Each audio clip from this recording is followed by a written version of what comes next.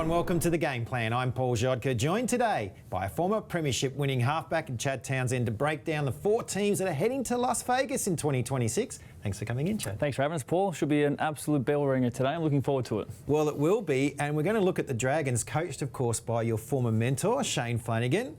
2 good seasons since he's come on board, but haven't quite cracked the top 8. As you know, he likes to mould a strong forward pack. It looks like he'll have the opportunity next season. There's some young guns coming through the scene over the past year or two. Dylan Egan, Hamish Stewart, Lockhart Pacific, Sviggy Tonga, Couchman twins, Jacob Halangahu. So many to talk about, and we're going to break down some of their play over the last couple of seasons. That's right, Paul. Let's get straight into it, eh? You just mentioned some of the key young guns for the Dragons, and look, I'm really optimistic about the Dragons and their future. I really like their forward pack, the likes of the Couchman twins, Lockhart Pacific Tonga. You mentioned them. They're all very young. They're very raw. Let's have a look at here. Hamish Stewart. All right, he's set up in the middle of the field here. He's demanding the ball off Jacob Little. We'll pause it here again. Let's look at the space here on the inside here. No one there for the Cowboys. And Stewart's identified that. He sees some space here between Griffin Neem and Ruben Cotter. He's identified that, and his initial first thought here is to run. Sometimes we get caught up in passing the ball too much here. Hamish Stewart has done a tremendous job at identifying where the space is. He dummies, he shows, he gets up, he gets a quick play of the ball. That allows Little to then take off and score the try. And that's one of the key things that the Dragons have, is they've got 2 running hookers. Obviously, Damien Cook starts the game. Jacob Little comes on and does a tremendous job when the forwards start to get tight. So a great identification there from Hamish Stewart.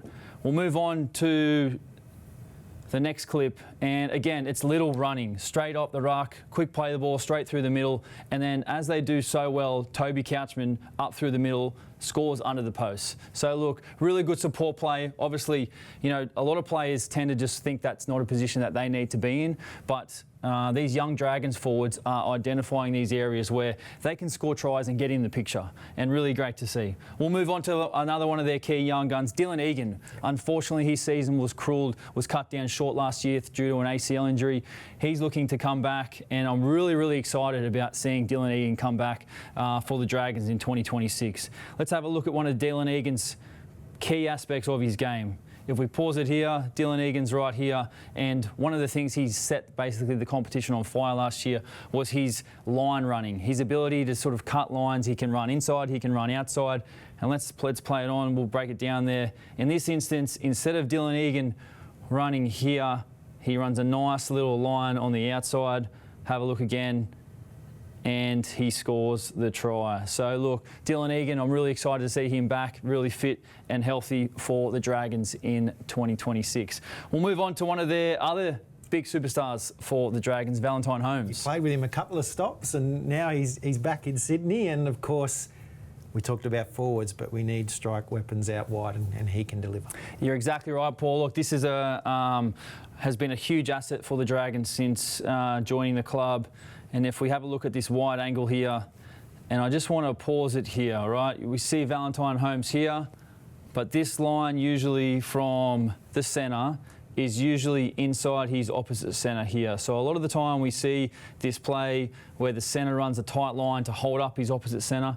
In this instance, Valentine is now running a bit of an overs line. Now, instead of running on the inside shoulder of his opposite centre, he's now running on the outside shoulder, because they've identified, the Dragons, that this winger is coming up and in to shut down Clint Gutherson out the back. So if I just play it slowly here, you can see that Titans winger comes in, Val runs that nice little line on the overs, and then Valentine Holmes does what Valentine Holmes does. He scores tries, and he's an elite strike weapon for the St George Illawarra Dragons, and he will need to be at his best for the Dragons in Las Vegas. We'll move again to Valentine Holmes, and we'll pause again here. This is one of the aspects that Val does so well, is he sets up his winger. He had 7 try assists in 2025, and his ability to catch and pass. In this instance, I will just go back a little bit here.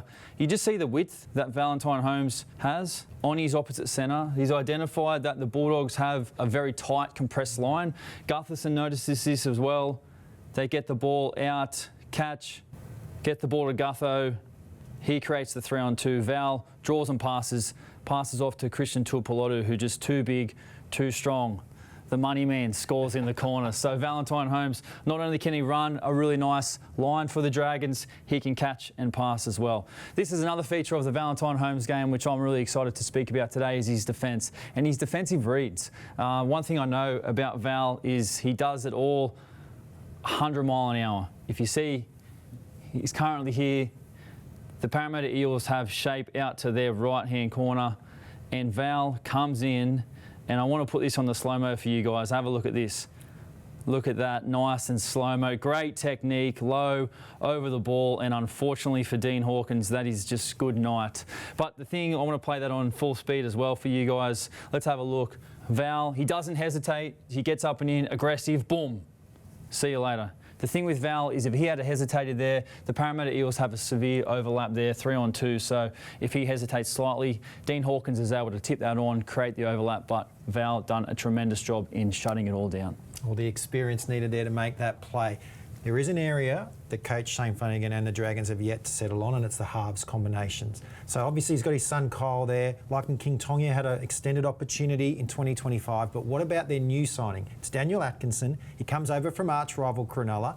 And can he make the halfback position his own in 2026? Yeah, well, Daniel Atkinson obviously signed over with the Dragons. And look, I'm really excited to see Daniel Atkinson go. I think it's a great signing for the Dragons. I think Daniel Atkinson's at that stage of his career where he's ready to take a team on his own now, handle more responsibility. And I think he's going to get that. Shane Flanagan, I think, has said this pre-season that he wants to give Atkinson the 7 jersey. So, look, a really great opportunity for Daniel Atkinson. Let's have a quick look at his game. Look, to me, Atkinson has the full package. He's got a great pass. He's got a great running game and he can handle the tight pressure moments with field goals as well. I've seen it all from Atkinson. I'm really excited to see him go more. Let's have a look at this first opportunity here.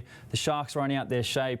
Look, we've got 1, 2, 3, 4 defenders for the Parramatta Eels and then for the Sharks, 1, 2, 3, 4, 5. So immediately we've got an overlap. The Sharks do this so well. They move the ball. Atkinson sits out the back of this position here and see his depth. He's got some depth here where he's got a fair bit of space between him and the Parramatta defensive line. So if we play it on slowly, you'll see Trindle, he's got the double lead runners. He gets it out the back to Atkinson. Parramatta winger, Sivo, comes in, tries to shut it down. He's just hesitant too late. The catch and pass from Atkinson is absolutely outstanding. And that's the difference between scoring a try and not scoring a try is the skill execution of your catch and pass. The next one, this is one of my favourite clips from Atkinson. I really enjoyed watching this clip when they were playing against the West Tigers.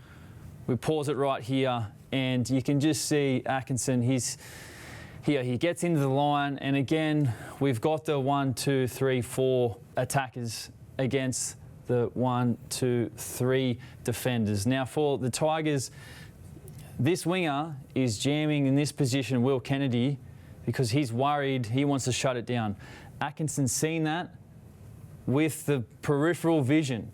He's been able to see that and he just throws a peach of a cutout pass to Ronaldo Mulatalo, who just pins it for the corner, and that's it. It is good night. So Daniel Atkinson delivering on a long pass and a cutout pass as well. The last thing with Atkinson is something that really impresses me is his running game.